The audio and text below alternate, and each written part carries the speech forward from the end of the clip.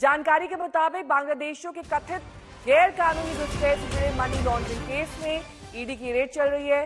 कल झारखंड में 43 सीटों पर पहले चरण का चुनाव होना है। इससे ठीक पहले ईडी का ये एक्शन शुरू हुआ है। गौरतलब है कि चुनाव प्रचार में बीजेपी बांग्लादेशी घुसपैठ के मुद्दे को बढ़ चढ़कर उठा रही है।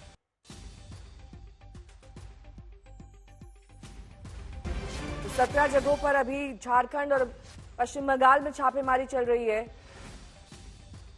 कल झारखंड में वोटिंग होनी है, इसके चलते ईडी सतर्क हो गई है और कई जगहों पर यह एक्शन लिया जा रहा है।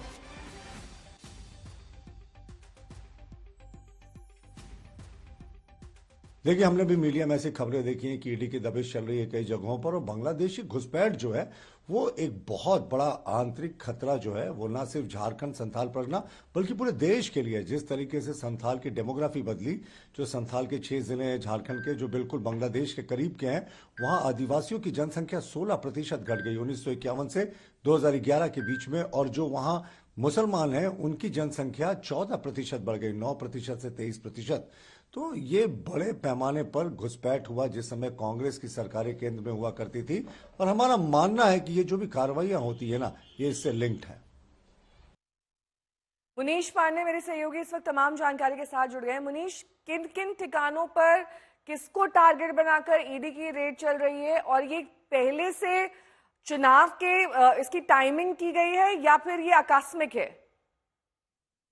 जी देखिए नेहा, जो टाइमिंग है ईडी के छापेमारी की, कहीं ना कहीं सवाल तो खड़े होंगे कि क्यों ईडी ने अभी रेड की हुई है। लेकिन ईडी के अधिकारियों से मेरी बातचीत हुई है, उनका साफ तौर पे कहना यह है कि पिछले कुछ महीनों से लगातार वो इस केस को लेकर काम कर रहे थे। अगर इस केस के बारे में बात करें तो देखिए 4 जून 2024 यानी कि इसी साल जून के महीने में ईडी ने एक एफआईआर दर्ज की थी।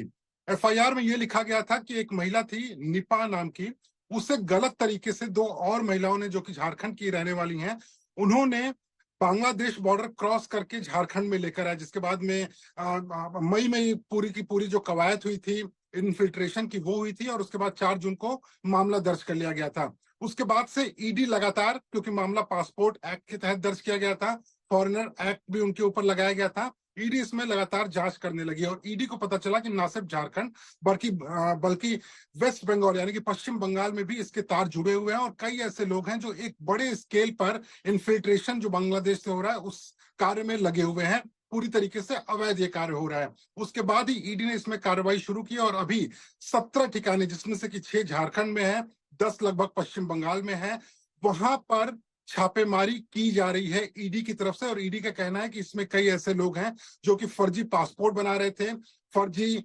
आधार कार्ड बना रहे थे, क्योंकि ना सिर्फ इन्फिल्ट्रेशन ये लोग करवा रहे थे, बल्कि जो लोग बांग्लादेश से लाए जा रहे थे उनको बाकायदा भारतीय नागरिकता के कागजात भी दिए जा रहे थे फर्जी तरीके से। तो इस पर कार्रवाई की जा रही है। लेकिन कहीं ना कहीं जो आपने सवाल खड़े किए नेहा, यही सबके मन में है कि जो टाइमिंग है उसको लेकर सवाल खड़े हो रहे हैं कि ईडी ने पहले या बाद में क्यों नहीं छापेमारी की।